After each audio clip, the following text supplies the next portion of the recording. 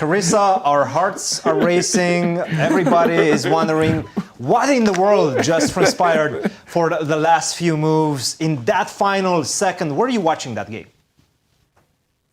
No, I actually wasn't. I was in bed being sad about how I threw away everything in an attempt to win.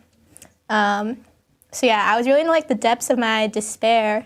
And then I got a call from like a bunch of people and they were like, you have to come back to the club because you're going to be the new champion. And I was like, what? What a nice story. This must be such an intriguing way to win a championship, right? You went through the spectrum of all possible emotions out there.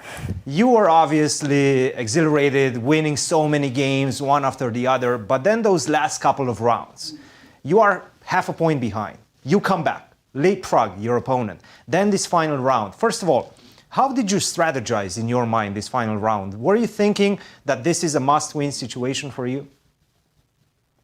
Not really. I was sort of like, you know, a draw would be okay. But then I got to the board, and while I was playing, I was like, you know what, actually, I would really rather win. I don't know, I really thought Begim would win, and I was like, I don't want to play another day of chess.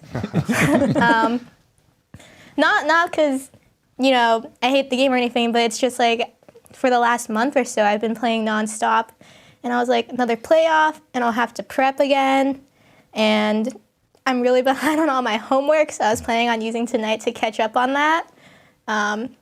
So I was like, I'm gonna win this game. And in the Ruiyang game, it really felt like I was pressing, but then I was just like low on the clock, blundered everything, and I was so sad. And I was like, you know what? Like, I don't even deserve to be a champion if, you know, I'm making these sorts of blunders in a position where I just need a draw and where I like had a draw. So I was super disappointed in myself, but luckily things worked out okay, I guess. Absolutely, and you had the opportunity, by the way, to repeat the position a few times. And even in that last final moves, it was that idea of going rook to g3 and rook to g1, started with the move c7. When you played the move c7, did you realize that after rook to f1, you lost?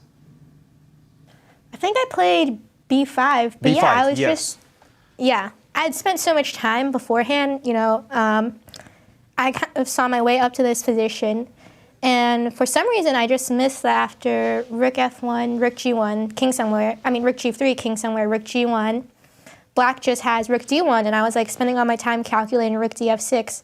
So it was just like a terrible miscalculation in it. So you were looking really at rook df6 here. This is what you were calculating. Yeah, and then white's just doing great here. But I just missed rook d1 completely. I don't know, blind spot, I guess. And yeah, once it was played on the board, I was like, once I saw this sort of rook d1 idea, I was like, oh my God, like, yeah. I kind of threw away everything. And I was like checking Begim's game at the same time and everything. And for some reason, I still thought that, you know, I should try to fight for the win, but I really shouldn't have. Yeah.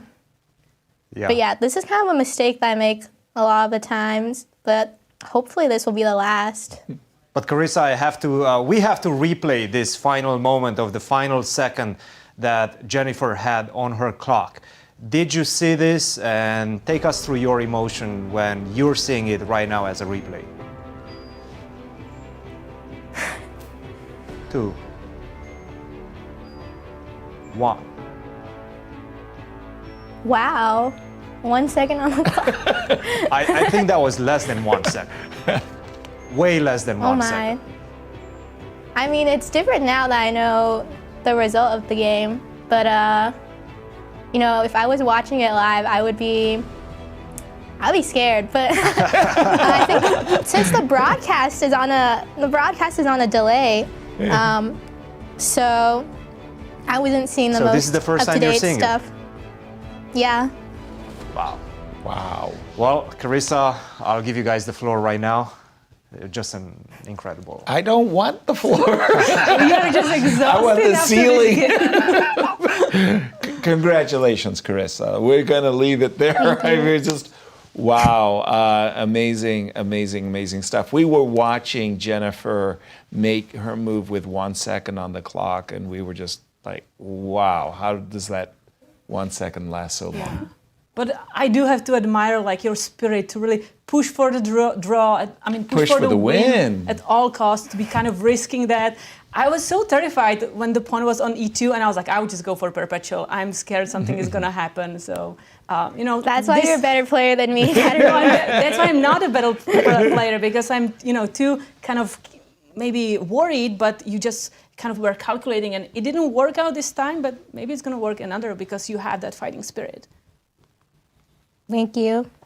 Our congratulations again. As we close the show, I'm just looking for